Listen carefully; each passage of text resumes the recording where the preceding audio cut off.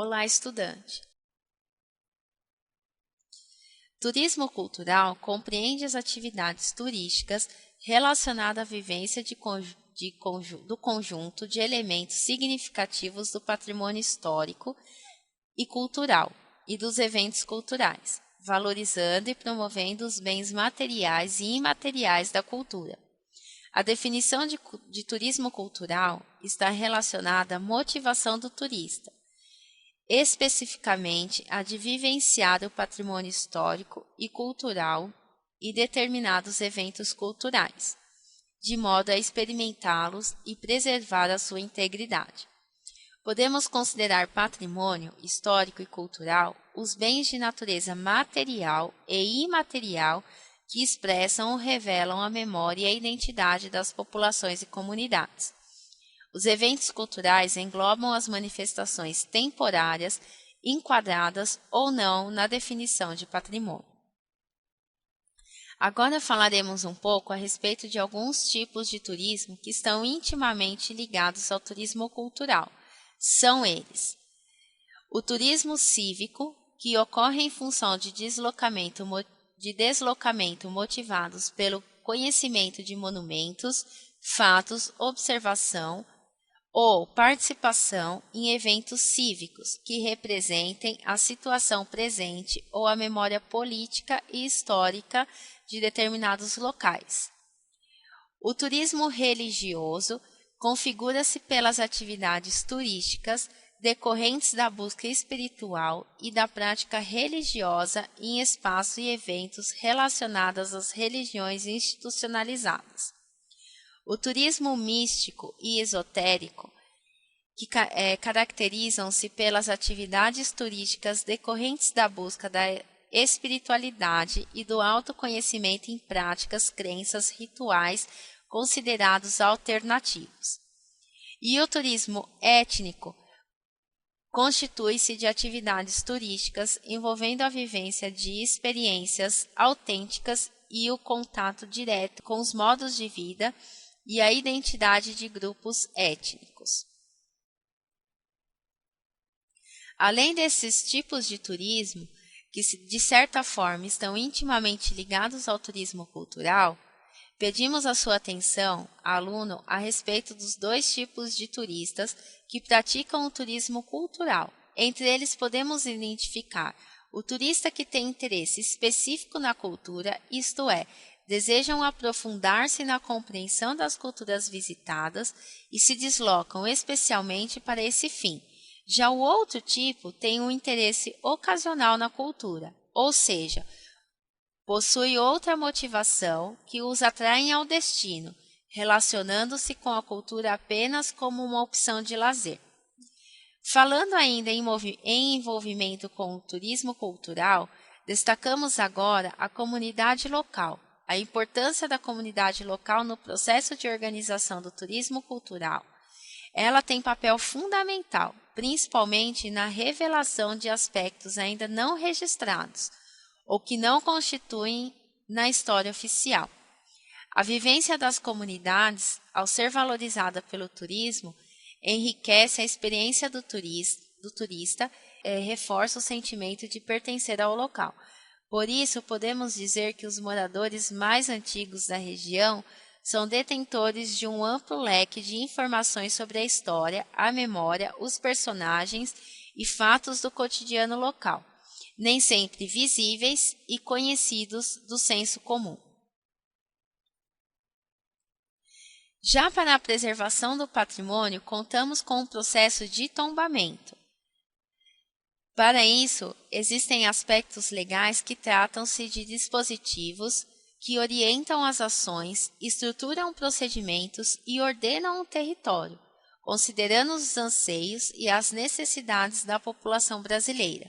Os patrimônios culturais materiais são constituídos de bens móveis e imóveis. Os bens móveis constituem-se de coleções arqueológicas, acervos museológicos, documentais, bibliográficos, arquivísticos, videográficos, fotográficos e cinematográficos.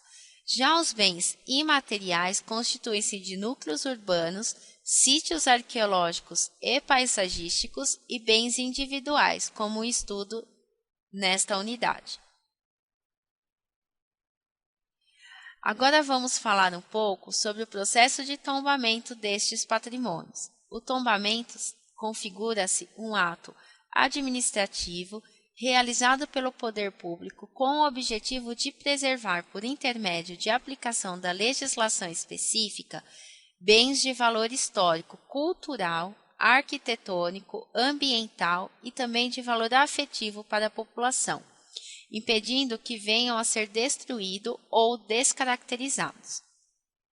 O tombamento pode ser solicitado por qualquer cidadão ou instituição pública. O pedido é submetido, então, a uma avaliação técnica preliminar e à deliberação do órgão responsável pela preservação. Em caso de aprovação, é emitida uma notificação ao proprietário. Com este documento, procura-se evitar a destruição do bem até que ele seja inscrito em um dos seguintes livros de tombo.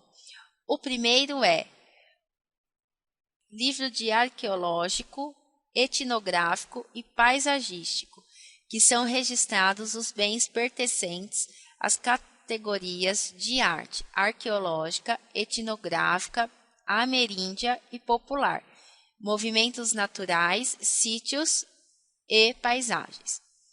O segundo livro registra-se os bens de interesse históricos e as obras de arte histórica. Este livro é chamado de Livro de Tombo Histórico. O terceiro livro de tombo, de belas artes, registram-se as obras de artes eruditas nacionais e estrangeiras. Em outro momento, já estudamos o que é arte erudita. E, finalmente, o quarto livro, o livro de tombo de artes aplicadas, registram-se as obras incluídas na categoria de artes aplicadas nacionais e estrangeiras. Assim, os bens que compõem o nosso patrimônio material podem ser reconhecidos, respectivamente, como patrimônio mundial, nacional, estadual ou municipal. Podem enquadrar-se em mais de uma categoria, desde que reconhecido como tal por duas ou mais instâncias. Além dos patrimônios citados acima, o uso de processo de tombamento também é válido para os patrimônios culturais imateriais, que são considerados os usos, representações, expressões, conhecimentos e as técnicas, bem como os instrumentos, objetivos e artefatos e lugares que lhes são associados, e que as comunidades, os grupos e, em alguns casos, os indivíduos reconheçam como parte do seu patrimônio cultural. O registro também é realizado em outros 4 livros. Entretanto, são eles: o livro de registro dos saberes, que registram os conhecimentos e modos de fazer enraizados no cotidiano das comunidades, como, por exemplo, o ofício das baianas do acarajé.